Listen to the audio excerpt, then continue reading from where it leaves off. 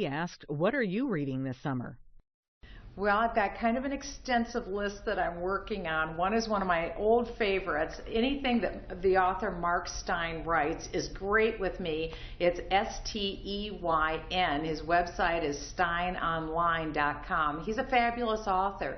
In fact, I enjoyed his book. His last book was written in 2011. It's called After America. I enjoyed Stein's book so much that I'm not kidding. Where is it?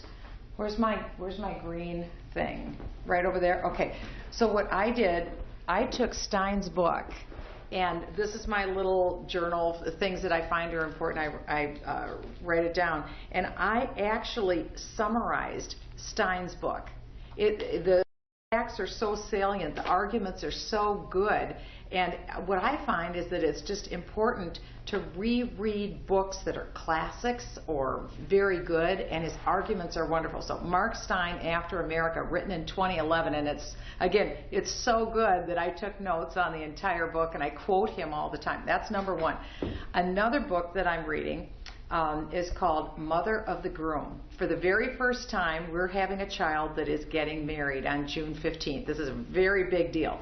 I'm a foster mom to 23 great kids, and then we had 5 biological children. And our oldest son picked a beautiful girl that he is going to marry June 15th.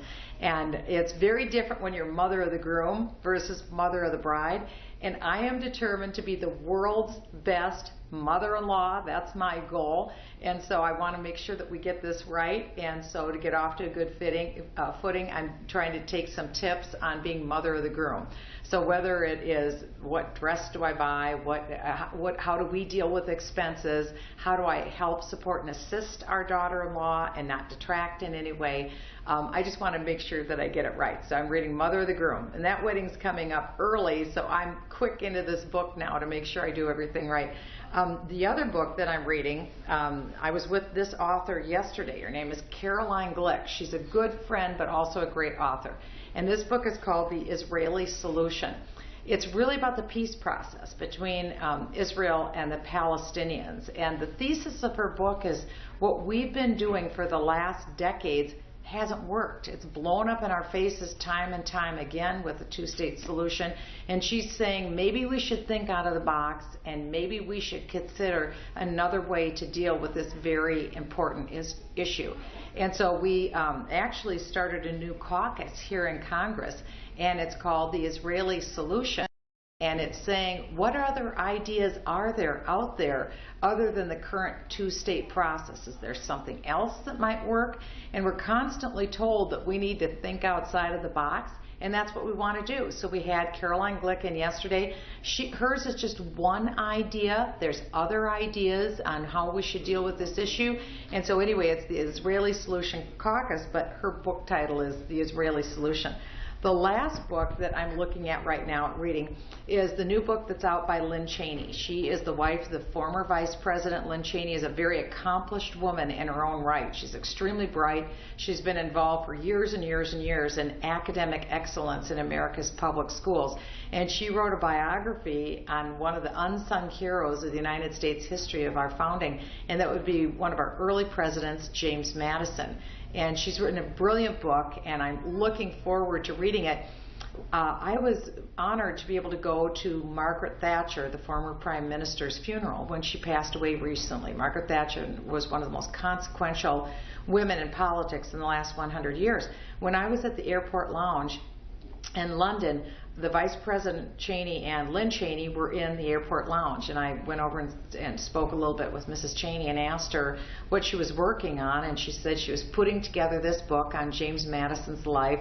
She was fascinated, and she herself is a fascinating person.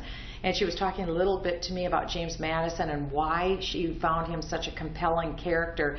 And she highly motivated me to be able to pick up her book and look at it. So this summer I'm looking at it. And one of my favorite genres for reading, I'm a big, big reader. I always have a book that I'm reading. And one of my favorite genres is biography. It's the best way to learn history. I love David McCullough's book on John Adams, on Truman, on various subjects. It's excellent, and I have no doubt that this book by James Madison will be more of the same.